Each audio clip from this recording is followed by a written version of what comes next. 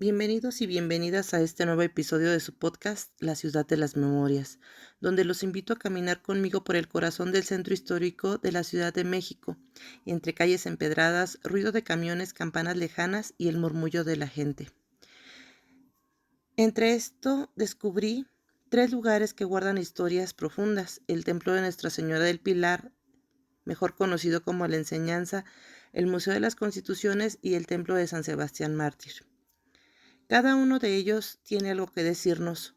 Uno nos habla de arte y educación femenina en la época colonial, otro de las leyes y la ciudadanía y los derechos que nos definen como país, y el último de la fe y la resistencia frente al dolor y las epidemias.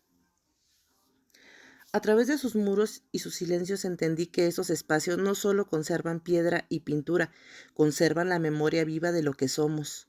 Así que ajusten sus audífonos, respiren profundo y acompáñenme en este recorrido por tres rincones llenos de historia, espiritualidad y reflexión. Hace unos días tuve la oportunidad de visitar uno de los lugares más bellos y menos conocidos del centro histórico, el Templo de Nuestra Señora del Pilar, mejor conocido como La Enseñanza. Está sobre la calle de Donceles, rodeado del bullicio del tráfico y de los sonidos típicos del centro, pero en cuanto crucé la puerta todo cambió. El interior me recibió con una sensación de calma impresionante. Lo primero que llama la atención es el retablo dorado, lleno de detalles finísimos, figuras, columnas, ángeles que parecen flotar entre la luz. Todo el templo brilla con ese estilo barroco novohispano que no solo deslumbra, sino también que te cuenta una historia de fe, arte y de poder. Mientras caminaba, descubrí que este templo fue fundado en el siglo XVIII, alrededor de 1778, por María Ignacia Alsor y Echeverría, una mujer que soñó con crear un espacio donde las niñas pudieran aprender y formarse, de ahí el nombre de La Enseñanza. Me pareció increíble pensar que en esa época, cuando la educación femenina era casi inexistente, hubiera mujeres impulsando proyectos así. El edificio fue diseñado por Francisco Antonio Guerrero y Torres, uno de los más grandes arquitectos del barroco mexicano. Su trabajo es tan detallado que cada rincón parece tener un mensaje. En el techo, por ejemplo, hay un fresco que representa la aparición de la Virgen del Pilar al apóstol Santiago, y justo debajo los lienzos marianos pintados por Andrés López complementan el ambiente con una atmósfera espiritual y artística a la vez. Estar allí dentro es como retroceder en el tiempo. Sientes como este templo ha sobrevivido a siglos de historia, desde las leyes de reforma cuando fue expropiado hasta nuestros días, donde se manifiesta como un monumento nacional. Lo que más me marcó fue este contraste: afuera el caos de la ciudad, adentro la paz de un lugar que nació para enseñar y cuidar, y me hizo pensar en cómo los espacios religiosos también han sido espacios de educación, de resistencia y de comunidad, especialmente para las mujeres. Si algún día estás caminando por Donceles, no dudes en entrar, no importa si vas por fe, por arte o simple curiosidad. Este templo tiene la capacidad de enseñar sin palabras, solo con su presencia, su luz y su historia. Llegué a la calle del Carmen, esquina San Ildefonso, en la alcaldía Cuauhtémoc, donde se encuentra el Museo de las Constituciones. El edificio me recibió con este aire solemne que tienen los recintos antiguos: piedra, historia y un silencio que invita a la reflexión. La historia del recinto es que este museo ocupa lo que fue el antiguo Colegio Máximo de San Pedro y San Pablo, un edificio jesuita cuya construcción empezó en 1576 y concluyó en 1603. En sus muros no solo se murmuró el rezo, sino más tarde se proclamaron ideales y se fundaron las bases de la República. En este mismo espacio tuvo lugar el primer Congreso Constituyente, que redactó la primera Constitución de México independiente en 1824. Al caminar por el vestíbulo pensé en todos esos cambios, del templo a parlamento, de colegio religioso a museo. Esa transformación le da lugar a una dimensión viva. La historia no está estática, sino se construye, se adapta y se pone al servicio de la ciudadanía. Una vez dentro, el museo está organizado en varios núcleos temáticos. 1. ¿Qué es la Constitución? 2. La historia constitucional de México. 3. La Constitución de 1917 y por último, 4. La Constitución y ciudadanía. Una de las salas me impactó particularmente. Ahí se exhiben las reformas, los debates y los momentos claves en que el texto constitucional ha sido y sigue siendo una herramienta para la vida colectiva. Me hizo ver lo lejos que está la Constitución de ser un simple papel. Es un espejo de nuestras luchas, derechos y desafíos. Otro momento memorable fue ver cómo el edificio en sí mismo, la piedra, las bóvedas, los espacios de la antigua iglesia, dialoga con las vitrinas modernas, los paneles interactivos y los recursos museográficos que en el 2017 fue renovado para incorporar tecnología y una museografía más accesible. Para mí la visita fue más que un tour de piezas históricas o un recordatorio de que la Constitución no está más arriba, sino que nos toca a todos. Estar entre esos muros me hizo pensar en preguntas como ¿cuánto conocemos nuestros derechos? ¿Cómo participamos en el cumplimiento de la ley? ¿Qué significa ser ciudadano el día de hoy? Y pensando en este tema, este espacio aún cobra más sentido cuando hablamos de derechos, acceso e inclusión y que estamos también ante constituciones que deben proteger a los más vulnerables, a quienes cruzan fronteras, a quienes viven en la periferia. Visitar este museo de verdad me hizo ver que la ley no es abstracta, es material y debe conectar con la vida real. Si estás en la Ciudad de México y tu agenda te lo permite, te recomiendo mucho dedicar una hora o incluso más al Museo de las Constituciones.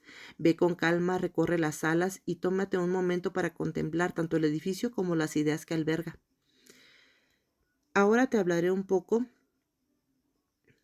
de el Templo de San Sebastián Mártir en el antiguo barrio de San Sebastián, Aztacualco. Caminé sobre la República de Bolivia hasta encontrar la esquina con Rodríguez Puebla donde se alza esta iglesia, más discreta de lo que uno imaginaría al pasar por el bullicioso centro histórico. Al entrar tuve la sensación de traspasar capas de historia. No solo es un edificio religioso, sino es un vestigio de los barrios indígenas de la antigua Tenochtitlan, de la evangelización y de las epidemias y de la transformación urbana. Los orígenes de este sitio se remontan al siglo XVI, cuando esta zona era conocida como Atzacoalco, lugar donde llega el agua, en náhuatl, una de las parcialidades indígenas de Tenochtitlan. La iglesia que vemos en gran parte data de los inicios del siglo XVIII o de una reconstrucción mayor en ese momento. Sin embargo, sus cimientos, usos y etapas anteriores datan de 1531 aproximadamente.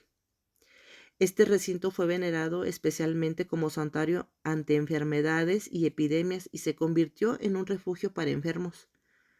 Durante su larga vida ha tenido múltiples funciones: capilla, parroquia, noviciado, escuela y centro de admisión sacramental para la población indígena del barrio. Al pisar el atrio me sorprendió la sobriedad de la fachada, en torno al bullicio del comercio callejero. Dentro, lo primero que me atrapó fue el marco de madera que sostiene parte de su estructura, una característica poco común en las iglesias del centro histórico.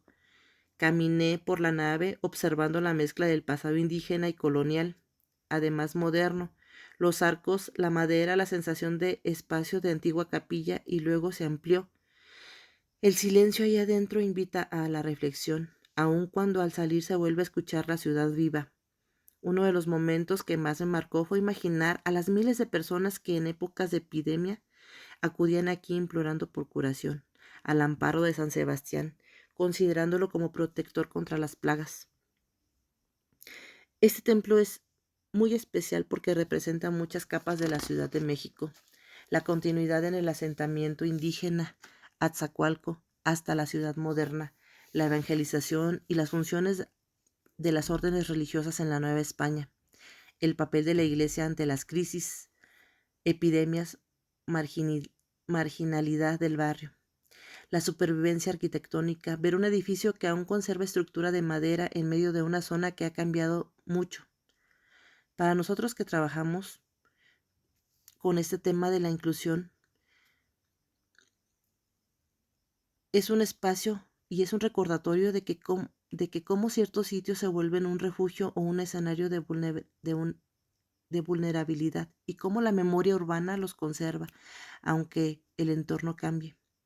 Si tienes oportunidad de visitarlo, hazlo con calma al entrar al interior y observa los detalles de la estructura y los materiales. Visita también la plaza contigua para situarte en el barrio y su vida cotidiana.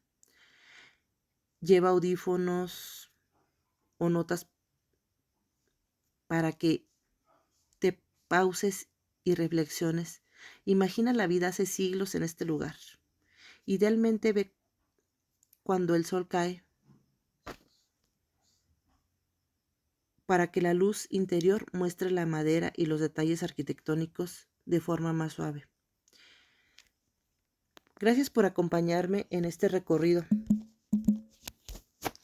por el centro histórico, por el templo de San Sebastián Mártir, este pequeño gran edificio que nos habla de historia, cultura, vulnerabilidad y memoria urbana. Espero que cuando pases por ahí y te detengas un momento lo veas de otra forma, no solo como una iglesia en medio del tráfico o como un canal hacia el pasado y hacia la ciudad viva. Nos vemos en el próximo episodio. Después de visitar estos 3 lugares, la enseñanza, el Museo de las Constituciones y San Sebastián Mártir, me quedé pensando en cómo la Ciudad de México es un libro abierto. Cada calle, cada templo, cada museo es una página donde se mezclan el pasado y el presente. En la enseñanza descubrí el valor del conocimiento y la fuerza de las mujeres que abrieron caminos. En el Museo de las Constituciones recordé que nuestras leyes son más que textos, son compromisos con la justicia y con la dignidad humana. Y en San Sebastián Mártir sentí la fe que une a las personas en los momentos más difíciles. Caminar por estos sitios fue como mirar 3 rostros distintos de nuestra historia, la educación, la ley y la esperanza. Espero que este viaje sonoro te inspire a mirar con otros ojos el centro histórico y te detengas a entrar, escuchar y dejar que estos lugares también te hablen. Te agradezco mucho por acompañarme. Mi nombre es Patricia Urbina Mercado, de la Licenciatura de Derecho y Criminología de la Universidad Nacional Rosario Castellanos, y esto fue La Ciudad de las Memorias. Nos escucharemos en el próximo episodio para seguir descubriendo los rincones donde la historia aún respira.